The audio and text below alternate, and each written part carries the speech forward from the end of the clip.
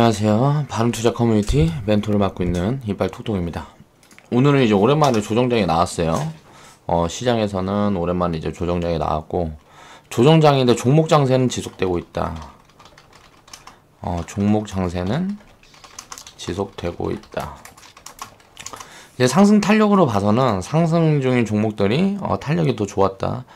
결국은 이건 이제 하락장이라고 이야기하기도 좀 뭐하고, 조정장이라고 보고 있습니다. 지수가 빠졌으니까. 그런데 이제 종목별로 이제 강한 추세적인 부분에서는 종목 장세는 지속되고 있다 라고 볼 수 있고,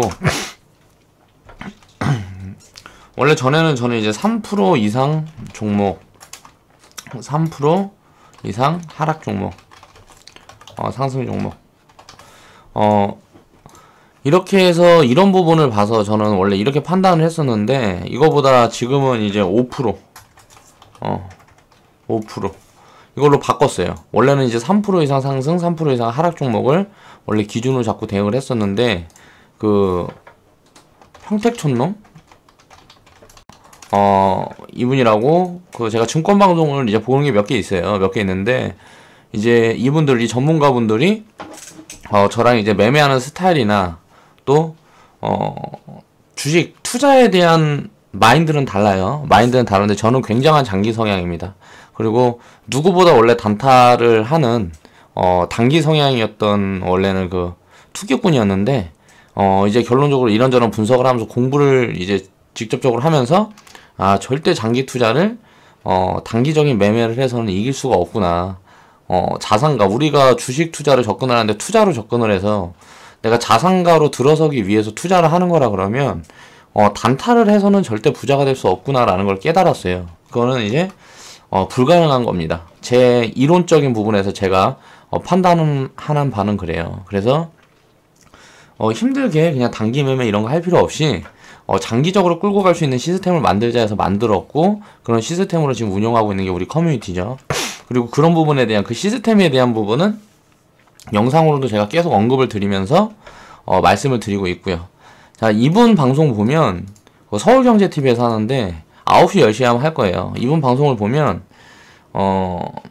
굉장히 좀 자신감에 차 있고 뭐하고 하는데, 어떻게 보면 좀 성향이 그래도 좀 단기적인 성향이 있으세요. 이제 중기 뭐 매매는 하고 이런저런 해갖고 파생 같은 부분도 하고 하는데, 일단 성향은 저랑 완전 다른데, 이제 분석하는 그런 툴이라든가 기법적인 부분들, 그런 것들을 봤을 때는 좀 비슷한 부분이 많아서 종목 선정을 하고, 이런 부분에서 좀 비슷한 부분이 많아서 이제 즐겨보게 됐고, 최근에 또 이제 다시 방송을 시작을, 과거에 했던 방송은 나는 보지는 못했는데 유명한 사람이라 한번 찾아봤지. 그러고 나서 요즘은 가끔 방송을 보고 있습니다. 좀 몰아서 일주일치 몰아서 이제 넘겨가면서 저 같은 경우는 보고 있고,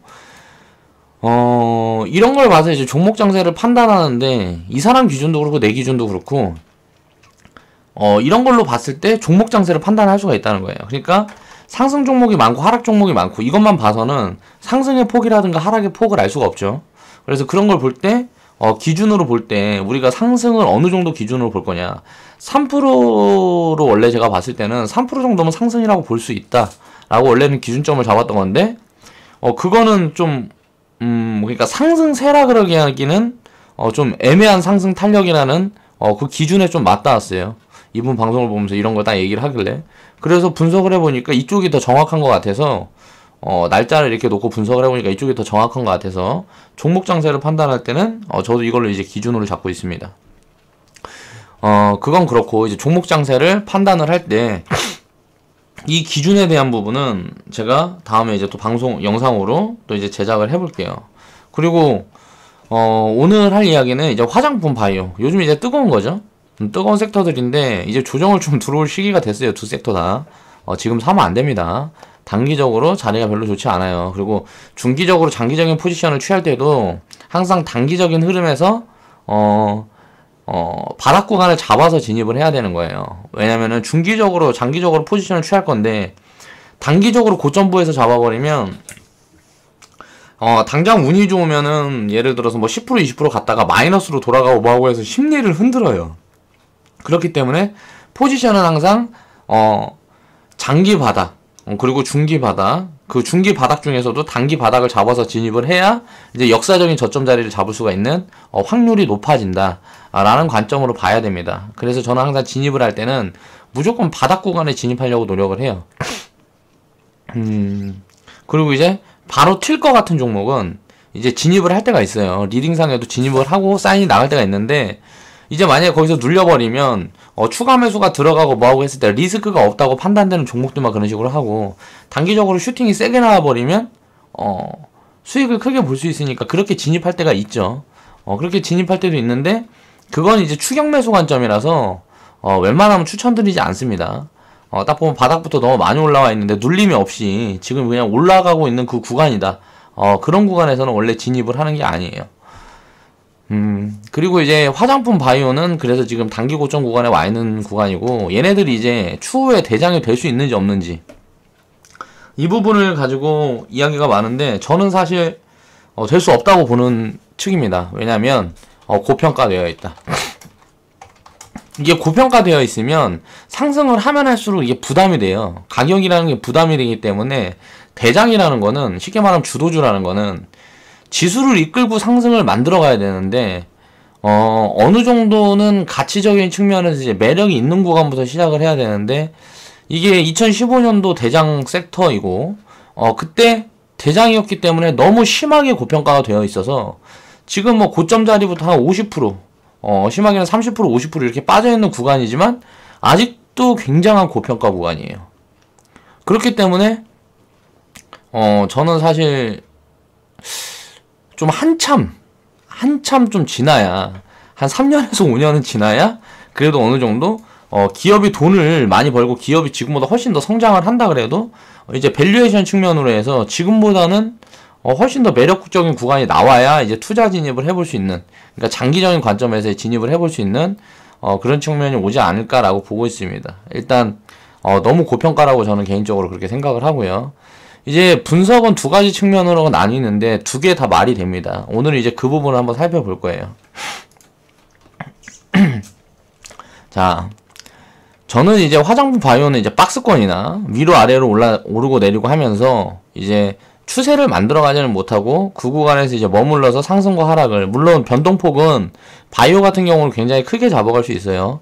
그 박스권도 무슨 뭐 30%, 50% 박스권 이렇게 크게 잡아갈 수가 있다는 거죠. 그리고 화장품 같은 경우도 뭐 마찬가지고, 왜냐면 실적 같은 부분은 계속 앞으로 잘 나올 거기 때문에 그런 실적 부분이 잘 나오면 잘 나올수록 당연히 부각을 받았다가 이제 뭐 어느 정도 상승을 하면 밸류에이션적으로 너무 좀 고평가되어 있다 해가지고 하방 압력을 또 받을 수 있는 거고, 그런 측면에서 저는 박스권을 잡아가면서 바닥을 잡는 흐름을 만들어 갈 거다. 향후 한 2, 3년은 그렇게 생각을 하고 있는데, 그 이유를 보면 2015년 대장 섹터로 자리를 잡았어요. 화장품하고 바이오는 시장을 주도했단 말이에요. 그렇게 대장이 됐는데 버블을 굉장히 심하게 확대해놨어요, 그 당시에. 그렇다 보니까 지금 많이 빠진 구간이지만, 그 구간 때보다 많이 빠졌지만 아직도 고평가가 심각하다는 거죠. 자, 화장품 대장주를 보면 한국콜마가 PBR이 6.61배입니다. 저는 이제 고평가 저평가를 볼 때는 PBR을 기본으로 봐요. PER이라는 거는 매출이라든가 실적 같은 부분을 대입을 해서 밸류에이션을 논하는 거기 때문에, 그 실적이라는 부분은 예를 들어서 변수가 굉장히 많죠. PBR은 그러니까 기업의 가치, 기업의 지금 내재 가치를 살피면 변수가 줄어들어요. 그런데 PER 같은 경우는 변수가 굉장히 많기 때문에 실적이 폭발적으로 성장하면 PER은 낮아지는 거고, 실적이 이제 둔화가 되면 PER은 또 높아지는 그런 이제 관계가 만들어집니다. 그래서 저는 PBR을 더 이게 신뢰를 할 수 있는 지표라고 저는 생각을 하고 있어요. PBR과 BPS. 그렇게 해서 보면 지금 6.61배예요. 그럼 6.61배라는 건 뭐냐면 기업을 갖다 팔았을 때 20%밖에 못 받아요.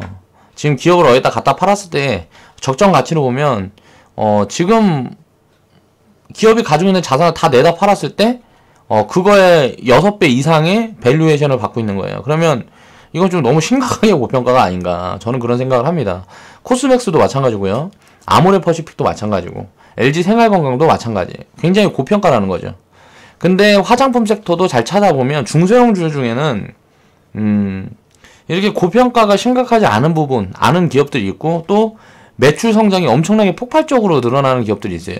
그런 기업들은 사실 좀 볼만합니다. 왜? 밸류에이션이 예를 들어서 PBR이 4배라 그래도 1년에 막 50%씩 성장해. 그럼 2년, 3년만 성장해버리면 당연히 그 성장을 지속을 할 수 있다 그러면 PBR은 다시 낮아지는 구간에 들어오겠죠. 그러니까 그런 구간에 있는 종목들은 조금 이야기가 달라요.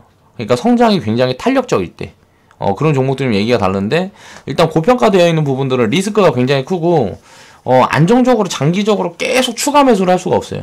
그러니까 자금을 계속 투입하기는 좀 부담스럽다 라고 보기 때문에 저는 이제 투자 관점으로 보지 않는 거고, 바이오 대장을 보면 더 심하죠. 뭐 한미약품은 PBR이 8배, 셀트리온은 10배, 셀트리온 헬스케어는 10배, 바이로메드도 10배. 지금 시장 대장, 바이오 대장이 뭐 얘네들이라고 봤을 때 뭐 심각하다는 거죠. 신라젠 같은 경우는 잡아낼 수가 없는 거고, 이미 적자 기업이니까. 이제 이 부분은 나중에 이 신약 같은 부분이 삼상이 끝나고 이게 뭐 이걸로 이제 이익을 창출하기 시작했을 때 그때의 밸류에이션을 가지고 논해야 되는데, 신라젠 같은 경우는 어떻게 보면 제가 봤을 때 묻지마 투자를 하고 있는 거예요. 지금 신라젠 사는 사람들은 묻지마 투자, 그러니까 뭐 추세매매라고 흔히들 말하는 그런 걸 하고 있기 때문에 제대로 못 빠져나오면 죽어버립니다. 그러니까 그런 섹터는 아예 쳐다도 보면 안 되고, 신라젠 같은 종목은 지금 구간에 쳐다도 보면 안 되고, 한미약품, 셀트리온 헬스케어, 바이로메드 이 대장을 봤을 때 너무 고평가가 심각하다는 거예요. PBR이 이 정도 된다 그러면 이게 도대체 몇 년을 벌어야 이만큼을 벌어낼 수가 있는지, 이거는 이제 실적 같은 부분을 보면 지금 실적으로는 이게 지금 실적이 이어질지 계속 좋아지고 이게 더 낮아질지 이런 부분들은 어떻게 예측이 불가능하다는 거예요. 예를 들어서 셀트리온에서 바이오시밀러 이쪽에서 이제 복제약을 만들어서 그쪽 사업을 하는 건데, 이쪽으로 갑자기 경쟁이 심해져 가지고 뭐 전 세계적으로 해서 붙었는데 안 돼. 게임이 안 돼. 뭐 이런 상황이 오게 되면, 중국이랑 예를 들어서 붙었는데 게임이 안 돼. 이런 상황이 오게 되면 완전히 망가져 버릴 수도 있는 거죠. 그러니까 그런 측면으로 봤을 때 아직까지 그런 상황이 아니고 굉장히 그쪽에서 탄탄하게 자리를 잡아가고 있는 기업이지만, 너무 고평가되어 있으면 이 변수에 대응을 하기가 너무 어렵기 때문에 저는 사실 안 된다고 생각을 합니다. 그래서 셀트리온 헬스케어 같은 경우가 제가 저번에도 얘기를 했지만, 만약에 코스닥이 지금 상승을 저는 이제 굉장히 크게 할 거라고 보고 있는데, 이거를 만약에 바이오가 주도를 해버리면, 바이오가 시장의 점유율이 70%니까 지금 시총 상위주의 70%가 바이오예요. 그러면 바이오가 움직여야 시장이 간다는 건데, 지수가 만약에 움직여버리면 얘네들이 고평가를 확대하고 갈 수 있느냐 라고 봤을 때 그 가능성이 없다고 얘기할 수 없거든요. 그래서 그런 부분 때문에 55,000원 구간에,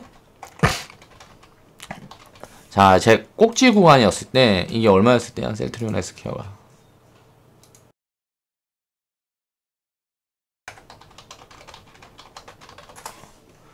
뭐 65,000원 뭐 이 구간에서 65,000원 막 이제 넘어가고 이 구간에서 55,000원 미만 구간까지 이제 조정이 들어오면 이제 뭐 진입을 해보겠다 뭐 이런 이야기를 했었어요.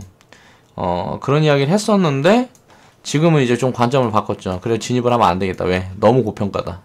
이거는 좀 너무 심각하다. 그래서 바이오 섹터 중에서 좀 그래도 상대적으로 굉장히 좀 저평가되어 있고, 그런 섹터들보다 모멘텀은 거의 뭐 네가 좋다 내가 좋다 따질 수 없는데, 좀 이거보다 관심을 덜 받고 있는 섹터 종목들이 있어요.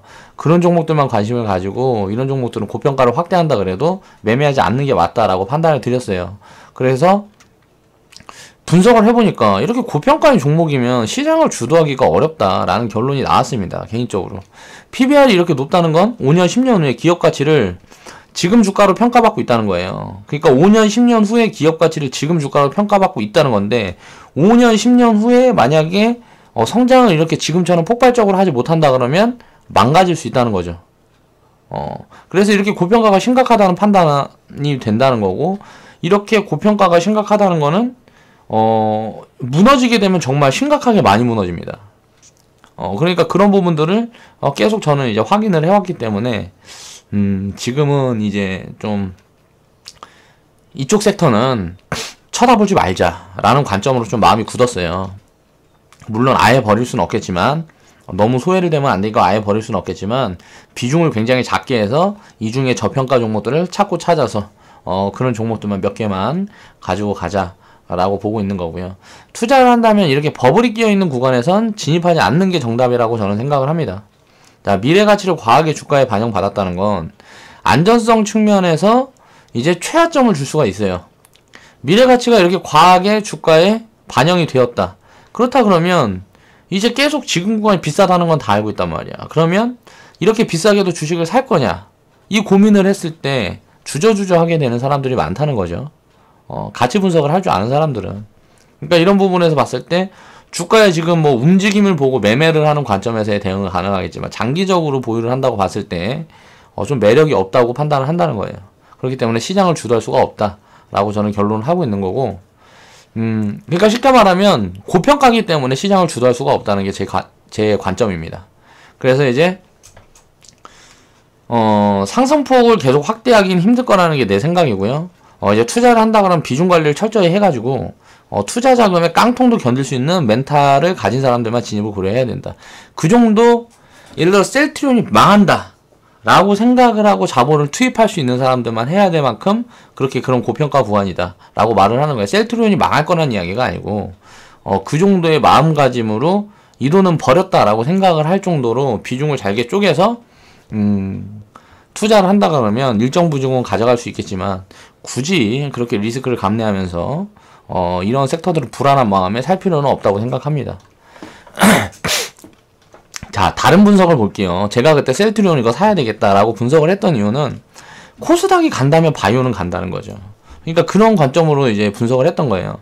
코스닥 시총상의 70%가 바이오예요. 그렇기 때문에 코스닥 지수가 본격적으로 상승을 한다 그러면 삼성전자가 지금 가는 것처럼 이제 바이오는 삼성전자처럼 대장주로 부각이 될 수 있을 거다라고 저는 이제 분석을 했던 건데, 이제 SK 하이닉스, 삼성전자 이거 주도로 2017년에 코스피 지수의 상승이 설명이 되잖아요. 그럼 얘네들이 시장에서 시총이 굉장히 상위주예요. SK 하이닉스, 삼성전자. 그러니까 이게 많이 간 거란 말이야. 그러니까 코스닥도 이렇게 많이 갈라 그러면 바이오가 움직여야 되지 않나 라는 관점인 거죠. 근데 그거를 봤다 그래도 너무 고평가라는 거예요. 그러니까 지금 코스피 같은 경우는 예를 들어서 지금 저평가 종목들이 많고, 예를 들어서 IT가 시총 상위에 있는 게 지금 IT라고 하면 IT가 박스권. 그러니까 쉽게 말하면 밀리지만 않고 그 자리에서 그냥 유지만 되고 있고, 나머지가 이제 뭐 통신 섹터 뭐 3사, 그리고 자동차, 뭐 화학, 철강 이런 것들은 다 지금 흐름이 좋으니까 지금 저평가되어 있는 섹터가 이거 두 개로 봤을 때 이제 모멘텀도 저는 가장 강한 이 두 개라고 봐요. 그러면 얘네들이 함께 움직인다 그러면 코스피는 이제 뭐 3,000포인트 이상으로 이렇게 갈 수 있는 흐름이 만들어지는데, 코스닥은 바이오 없이 갈 수 있나를 판단을 해봤을 때 이제 물음표를 찍게 된다는 거죠. 바이오 없이 과연 갈 수 있을까? 코스닥이? 그렇게 봤을 때 이제 물음표를 찍게 되는 거예요. 그러니까 탄력적으로 움직이지 못한다 그래도 바이오가 그렇게 버블을 확대하면서, 예를 들어서 지금 보면은 뭐 셀트리온이 PBR이 무슨 뭐 30배 이렇게 되면서 올라가면 이거는 시장이 굉장한 과열이라는 거거든요. 이거 무너지면은 뭐 어디까지 무너질지 예상을 할 수 없는. 그렇게 되지 않는다면 지금 코스닥 자체가 지금 보면은 뭐 저평가되어 있는 것들이 진짜 발에 채일 정도로 굉장히 많습니다. 업황이 조금만 좋아지면, 지금 경기가 돌아서고 있기 때문에 업황이 조금만 좋아지면 시총 상위주가 아닌 섹터에 있는 종목들도 당연히 날아갈 수가 있겠다. 그러면 바이오는 지금 자리에서 많이 올라가는 게 아니고 빠졌다 올랐다를 반복하면서 박스권을 만들면서 한 1, 2년 만들어가면 시장은 이제 얘네들은 지키고 있고 나머지 섹터들이 올라가면서 시장은 크게 갈 수 있는 그런 흐름을 만들어가지 않을까 라고 생각을 하기 때문에 이쪽으로 이제 분석을 결론을 지은 거고, 반대 측면에서 보면 2018년에 이제 바이오 주도로 코스닥 지수가 크게 갈 거다라고 볼 수 있다는 거죠. 그러니까 분석이 어떻게 될지는 몰라요. 결과론적인 거는 어떻게 될지는 모르는데, 그렇다 해도 이렇게 간다 해도 이렇게 고평가 구간에 있는 걸 진입을 한다는 거는 문제가 있다라는 게 제 관점인 거예요. 결론은 분석 1, 분석 2. 바이오는 멈춰있고 나머지가 다 들고 일어선다. 이게 제 관점인 거고, 바이오가 주도해서 가고 나머지 섹터들은 또 이제 소외된다. 이게 삼성전자, SK 하이닉스로 보여졌다. 대세 상승장이, 코스닥 대세 상승장이 만들어지면 바이오만 가고 나머지들은 그대로 있다 라는 게 이 관점인데, 어떤 게 맞을지는 봐야 되겠죠. 지켜봐야 되겠죠. 그리고 나서 지켜보면 뭐 답은 나오겠죠. 저는 이렇지는 않을 거라고 보고 있고, 지금 시장 흐름이 그렇지 않은 관점으로 지금 가고 있다고 저는 보고 있어요. 자, 바이오의 성장성은 셀트리온 한미약품이 실적으로 설명을 해주고 있어요, 사실. 그리고 이제 미래 성장성은 더욱더 확대될 거라는 거. 헬스케어 산업, 이제 인구 고령화, 헬스케어 산업, 이쪽 측면으로 봤을 때 당연히 이게 시간이 지나면 지날수록 확대될 수밖에 없다는 건 누구나 다 알고 있는 사실이죠. 그래서 지금 전 세계 증시를 주도하고 있는 게 IT하고 헬스케어예요. 근데 이제 지금 주도하고 있다는 거는 이미 작년, 재작년에 바닥을 만들어 놓고, 재작년에 15년에 바닥을 만들어 놓고 이제 움직였다는 거거든요. 근데 전 세계 밸류에이션으로 비교를 해봐도 이게 뭐 바이오 시밀러 이쪽은 복제약 쪽이 이제 의견이 많이 갈리죠. 이게 헬스케어 관련 섹터들 중에서도 굉장히 고평가되어 있어요. 셀트리온이나 이런 종목들은. 그래서 이런 부분들은 우리나라 코스닥에 매력 있는 건 전 세계에서 가장 싸다는 건데, 셀트리온 얘네들은 싸지 않다는 거죠. 그러니까 그런 측면으로 대입을 해본다 보면 얘네들만 왕따가 될 수도 있어요, 오히려. 저는 이제 그쪽에 배팅을 하겠다는 거예요. 바이오만 왕따가 오히려 될 수도 있다, 시장에서. 저는 그렇게 지금 생각을 하고 있는 거고요. 미래의 가능성을 두고 투자를 한다 그러면 바이오보다 성장성이 큰 섹터는 존재하지 않아요. 지금 전 세계에 있는 어떤 기업들도 바이오의 성장성을 따라갈 수는 없습니다. 이쪽의 시장 파이가 거의 뭐 최대 규모로 뭐 있어요. 근데 그 시장이 이제 확대되는 시기가 언제일까가 중요한 건데, 이게 10년 후일지 20년 후일지는 아무도 모르는 거니까, 그런 부분이 되면 이제 현실로 지금 뭐 자율주행차, 뭐 전기차 이런 것처럼 이제 뭐 체감이 우리가 될 정도 되려고 그러면 아직 시간이 많이 남지 않았나라고 저는 보고 있어요. 그러니까 이 관점에서 보면 바이오도 지금 투자해야 된다는 게 이제 분석인 거죠. 2015년 고점을 높여서 새로운 도약을 시작하는 초입이다 라고도 기술적으로도 볼 수 있습니다. 그러니까 기술적인 지표는 항상 기본적인 지표 다음에 대입이 돼야 되는데, 이런 걸로 봤을 때 그러니까 양방향이라는 거예요. 코스닥은 예를 들어서 일단 통신 섹터하고 자동차 섹터는 갈 거예요. 왜? 자동차하고 통신이 만약에 코스피를 주도한다 그러면 IT가 지금 계속 주도를 해서 나머지 왕따시키고 가긴 힘들고, 나머지 종목들이 저평가 종목들이 너무 많고 IT는 지금 고평가 구간에 올라와 있기 때문에 나머지들이 이제 움직여줘야 되는데, 그것 중에 이제 저평가되어 있고 미래 5G 모멘텀이라든가 가장 먼저 모멘텀으로 부각받을 수 있는 전기차, 수소차, 자율주행차, 이쪽으로 보면 자동차 섹터는 무조건 부각을 받을 거라고 봤을 때, 그러면 얘네들 중소형주, 코스닥에 있는 이쪽 섹터 중소형주는 무조건 움직일 거라는 관점이에요.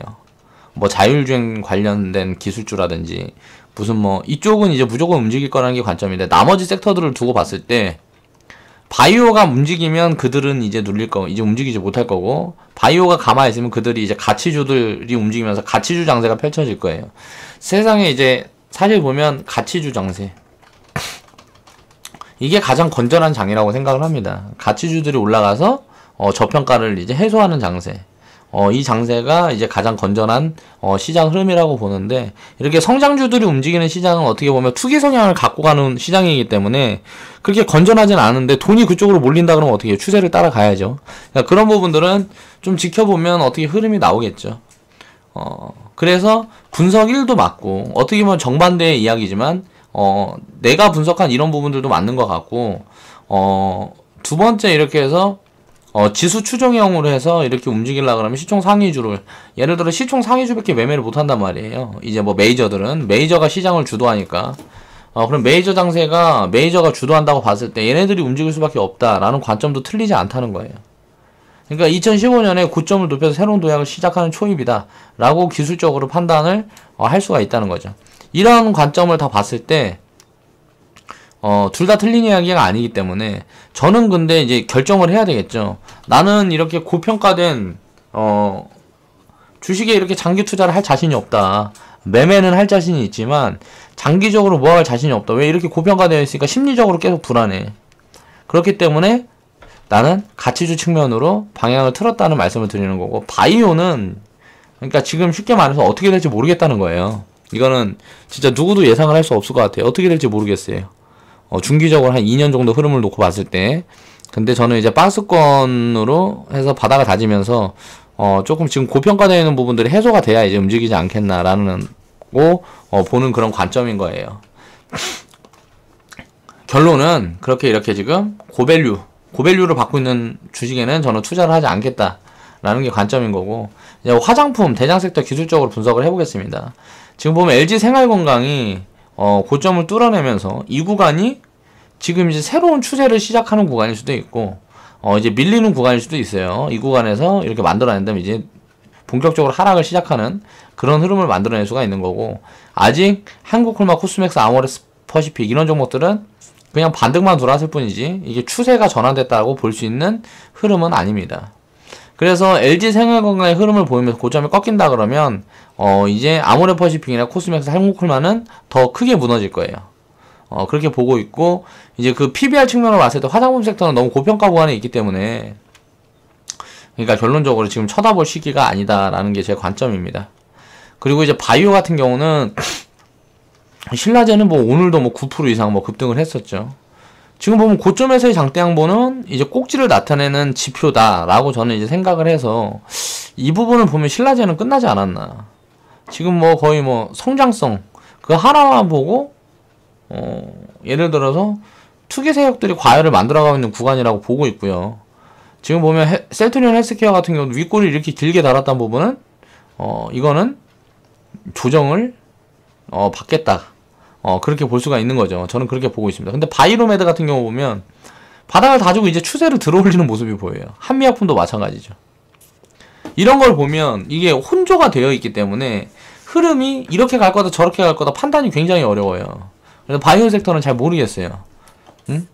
이제 화장품 같은 경우는 지금 굉장히 이 고평가 부분이 실적도 안 좋게 나왔단 말이에요. 일단 사드 악재도 어쨌든 간에 3분기에 실적도 안 좋게 나왔어요. 근데 굉장한 고평가야. 이게 사드 악재가 해소되면 실적이 다시 좋게 나올 수 있겠죠. 당연히 좋게 나올 거라고 봅니다. 근데 좋게 나온다고 주가가 갈 수 있느냐? 그건 아니라는 거죠.